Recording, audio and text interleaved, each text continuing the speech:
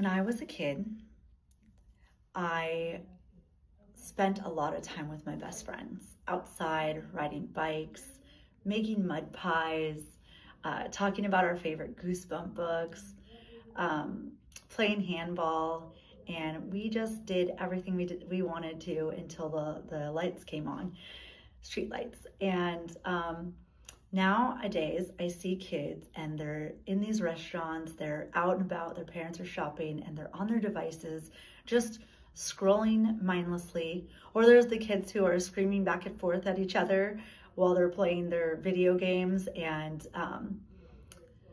actually, I have my own story. My 11-year-old daughter, she snuck on her iPad and downloaded a social media account. Right away, I started noticing my 11-year-old sleeping less, asking to stay home from play dates to hang out with, where she was going to get to hang out with friends, to spend more time on her device. So today, I will persuade you that children should not be on social media. Social media, well, first, I will explain how social media affects and harms children's mental health. Then I will explain how its unsafe and inappropriate content affects them at their young age. And finally, I will show you how social media robs a child of their development, their creative development, and their time. Social media negatively impacts children's mental health. Children who are still developing a sense of identity and have constant exposure to these online comparisons, what you should have, what I say, keep up with the Joneses, right? It affects their sense of identity, and that constant exposure can undermine their confidence. Social media creates an environment of just constant comparison.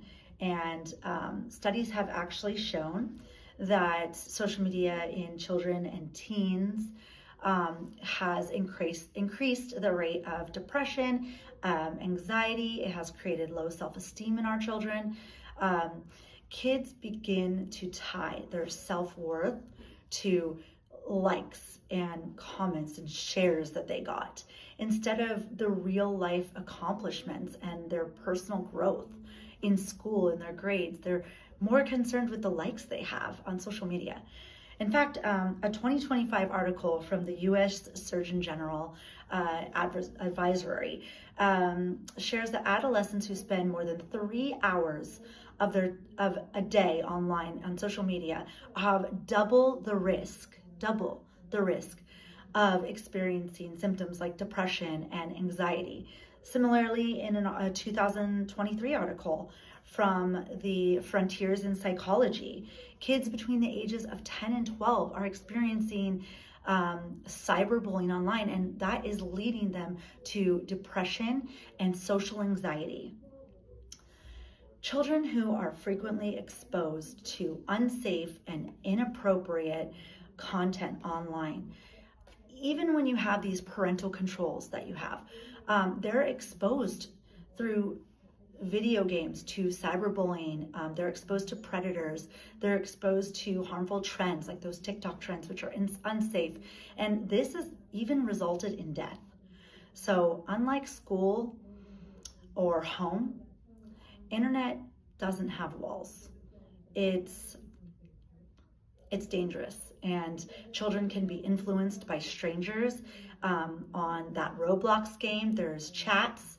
This is an easy way for predators to access your children, and they can pressure your children to take make risky decisions or have risky behavior.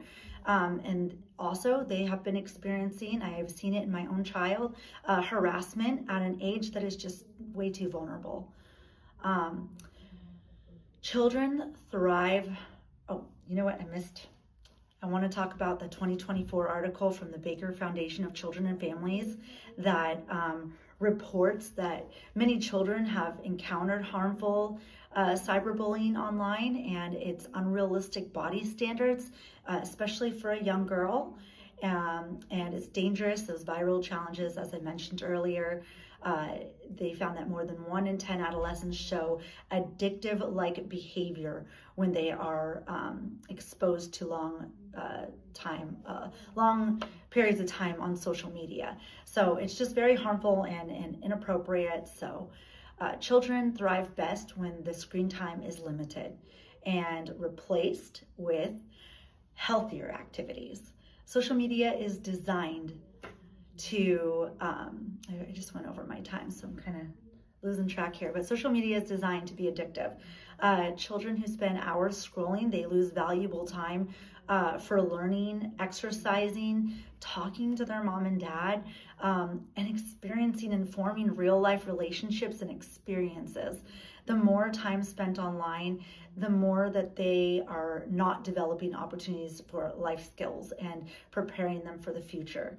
So replacing time on social media and giving back kids that opportunity for real life friendships, creativity, and learning, this is key. Today, I discussed the problem of how social media harms children's mental health, the cause of unsafe online content, and I offered you ideas and solutions for encouraging healthier offline activities. I hope that I've been able to persuade you to keep those kids off social media. Just like those afternoons that I spent with my friends, children deserve that time to grow, imagine, enjoy life without the pressures and harms that social media can bring. Protecting your children means giving them that space to be kids away from the screen. I learned this, tying that back, Reagan, she has a lot stricter rules now. I'm checking her device nightly, and I've tightened up those parental controls. Thank you for your time.